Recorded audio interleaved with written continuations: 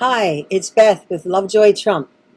Lovejoy Trump and a Chorus of Prophetic Voices. I'm Beth Anon, and this book, it's been a real journey. In 2016, when Trump came down the escalator, God told me that I needed to have his back, and that was the start of all this. It's available on Amazon, Barnes & Noble, and My Pillow, My Store. Mike Lindell did the intro.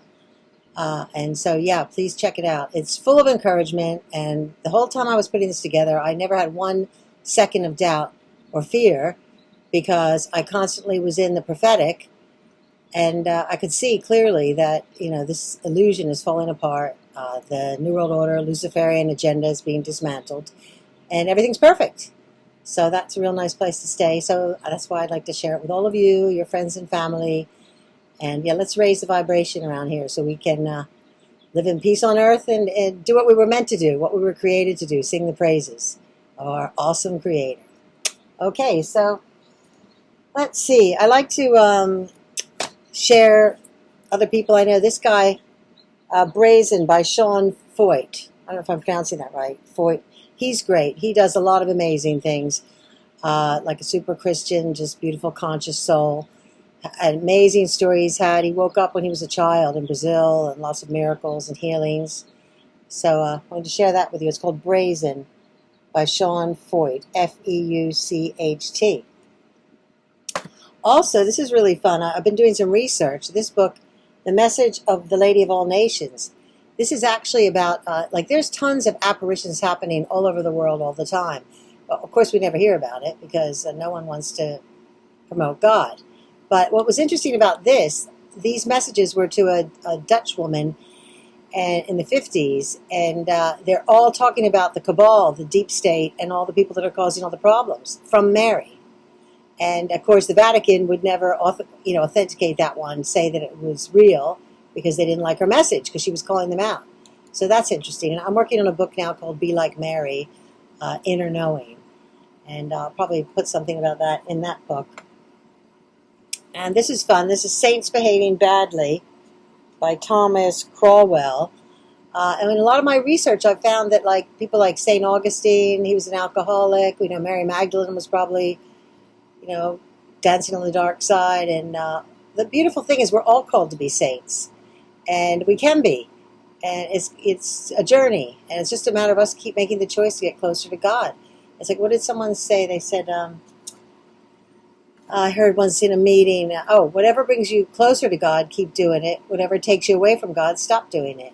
It's really that simple because we have it all within us. We have a conscience.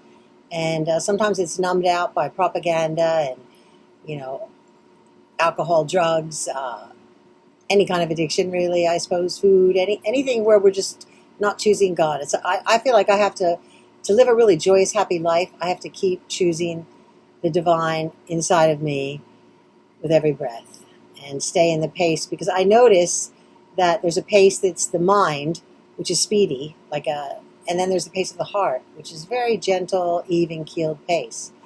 And I've even noticed sometimes when I'm listening to someone speak that's very conscious, in fact, I'll talk about Prem Rawat right now, Peace is Possible. He is a peace ambassador, which we all are, really. And he just goes around the world since he's been 4 years old giving this gift of knowledge, which is the most amazing thing I've ever discovered. And what's funny, if I'm listening to him, you can hear him on timelesstoday.com or premrawat.com. Prem means love, Rawat means royal. He's a very special person. But it's interesting, if I'm listening to him and all of a sudden I feel like the tape stopped or something. And no, it's me. My mind is speeding off and he's still speaking in the... that vibration, that energy, the pace of the heart.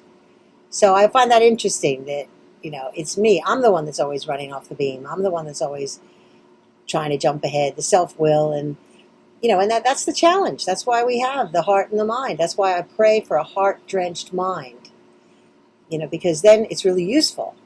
Now my mind is really, I'm learning so much. I'm 66 and my brain is working better than ever, which is pretty amazing. But that's only because I'm using my divine intelligence. So it's so hopeful because, as we get older and older, we can still get shinier and shinier on the inside. Be of more service to people, be more attractive, because we're attracting from what's real. And that's what we all do. That's why we love people. Some people we love, some people we don't vibrate with. It's all about what's inside, right? Like what you are looking for is inside of you. So the cool thing about Prem, there's no religion involved. It's literally, he's talking about heaven here now on earth while you're alive. Which I love that, because I always thought, why would God make us alive if it was going to be better after we were dead? You know, not that I don't enjoy all the other scriptures and everything, because I do. And in fact, it's interesting, when I stay conscious in this daily moment, and that's my anchor, I can actually add, you know, riches, zeros on the right side of the one. Like if you had a 1 and you put zeros on the right side, you can get richer and richer and richer. And that's what happens with every scripture, every truth thing I experience. I can become more and more wealthy in spirit. Whereas if I don't have that grounded inner connection every day with my Creator, the zeros are on the left side, the decimal point side. And yeah, I'm not rich. So it's, what's that saying? How rich is the man who lives over a gold mine? Only if he mines it, right? Only if he digs it up. If he doesn't, it really doesn't make any difference. And that's all of our spiritual journeys. So I'm always happy to share that, because that's actually why I'm able to do anything else. This is really fun. This little book, St. Michael. This is by James F. Day. And something I found in here that I thought was really interesting.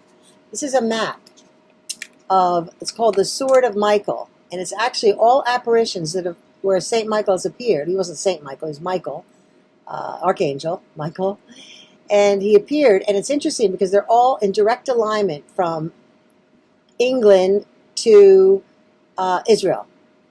And it's really exciting. Each one of them is interesting. I just learned about the French. France used to be a beautiful Catholic country, Joan of Arc, all of that. And then during the French Revolution, which was, of course, by our same enemies that did the Bolshevik Revolution, the Cabal, the New World Order, that whole Luciferian agenda, they're the ones that set that up.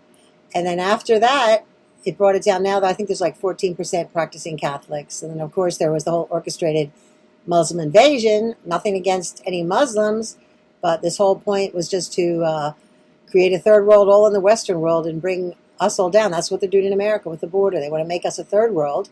And, of course, God never created the third world. That was the Cabal that created the third world with all their cheat and deceit and et cetera, et cetera. But now we're in this nice Passover Easter week. And we've got that evergreen boat in the Suez Canal, which is great, and waiting to unload it. So regardless of how that plays out, we know what's playing out. And we can just enjoy the show, like Charlie Ward says. Charlie, I don't know if you had his book. It's a great book. And he talks about cults, which is funny because most of the world is in a cult. You know, they say the people that followed that 17th letter are in a cult, but we're actually awake. So yeah, Charlie's a gem. He's very much in the moment, and that's why it works. And I'm so grateful that he was in a position he was in and then deciding to come out and share it all with us. And then we were all thirsty and ready to be on board because we knew there was something going on. So that's great. Charlie Ward. Whoops. Okay. Also, Invitation to a Great Awakening. That is the book that my publisher for this book, Relentlessly Creative Books, Monica Wicks Paxson, she published this book, and you can buy this now online. I have to write down the website next time. I think it's the QAnonbook.com, something like that. But yeah, great book. I bought several copies when it first came out because it was a real good way to share with people about what the intel was and why it's been so incredible. It's prevented a civil war. It's amazing. It's given us all such confidence and so much information to research, so that we could stand in our own confidence. And when they told us to stop using the letter because they knew the bashing by the media was coming, and just use the information, we were ready because we all had, researched and got an understanding, a discernment, a wisdom within ourselves. So that's a nice book. I always go back to this. This is one of the first books that woke me up, The Trump Prophecies. But it's best to get the updated, expanded edition, Mark Taylor. And he's actually got some new prophecies, so I'm sure they'll be expanding that again. I did do on YouTube, I did Beth Annan Reads the Trump Prophecies. It's an audio. So you can Google that, Beth Annan Reads the Trump Prophecies. Just because I loved it so much myself, I wanted to listen to it when I like to listen at night.